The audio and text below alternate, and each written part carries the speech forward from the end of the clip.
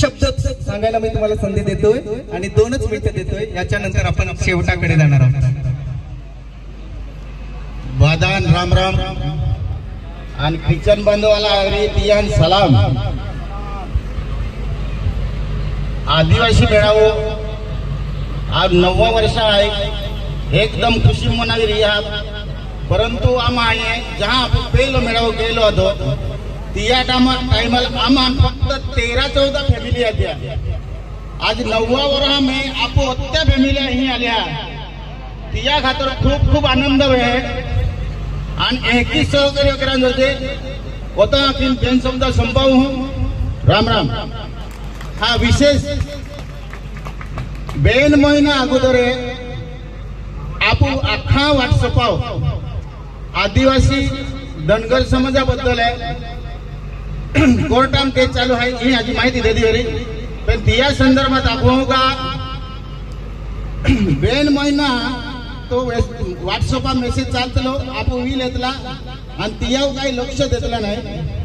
पण आपण जहां 2013 आपण समाजसेवक आहे कोर्टाम केस दाखल केली तिया स्वतः पैसा खर्च करून तो केस दाखल केली आणि त्याबद्दल आपण काही मालूम नाही आता। पण ही वरिष्ठ अधिकारी आहे काय लोकांना आहे तिया मालूम आता।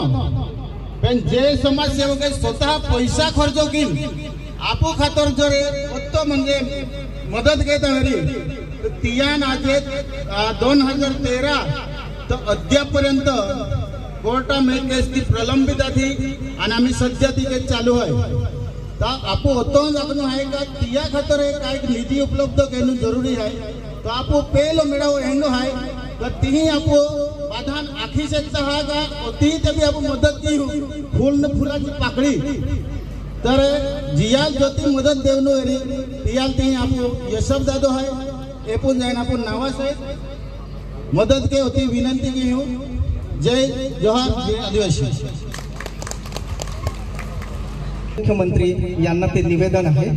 पुणे कल्याण वसई विरार पालघर नंदुरबार अशी रेल्वे गाडी सुरू करण्याबाबत उपरोक्त विषयान्वये आम्ही सर्व अर्जदार नंदुरबार जिल्ह्यातील रहिवासी असून आम्ही सर्व अर्जदार नोकरी कामधंदा मजुरी व शिक्षणाकरिता पुणे कल्याण कर्जत खोपोली बदलापूर अंबरनाथ टिटवाळा नवी मुंबई आणि ठाणे परिसरात प्रमाणात राहावयास आहे। गेल्या काही वर्षांमध्ये नंदुरबार जिल्ह्याकरिता 2 ते 3 एक्सप्रेस सुरू करण्यात आले आहे असून सदरची एक्सप्रेस ह्या पश्चिम रेल्वे आहेत। उदाहरणार्थ Mumbai central Bombay central Bandra terminus Borivali येथून सुटतात।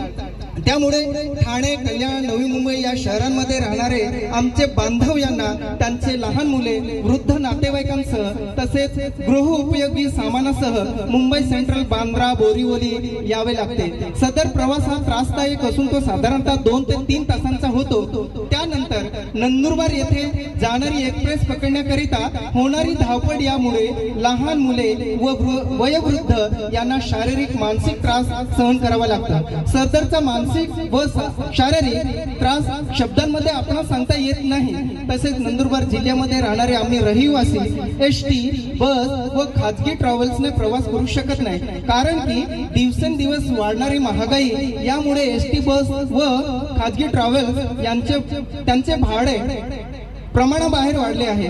असल्यामुळे एसटी बस ट्रॅव्हल्सने आपण नंदुरबार जिल्ह्याहून आमच्या गावापर्यंत प्रवास करणे खर्चिक व गैरसोयीचे आहे। त्यामुळे महोदय मुख्यमंत्री यांना विनंती आहे की आम्हा आदिवासी रहिवाशांकडून कडकडची विनंती आहे की नंदुरबार जिल्ह्याकरिता पुणे कल्याण विरार वसई पालघर नंदुरबार अशी स्थानकांमधून जाणारी एखादी रेल्वे एक्सप्रेस सुरू करावी ही नम्र विनंती असं त्यांनी आपल्या निवेदनामध्ये दिलेलं आहे। सर्वांनी याच्यावरती सह्या करायचे पाठीमागे कागद दिलेले आहे त्यासाठी ठीक आहे काउंटरवरती ठेवलेले आहे।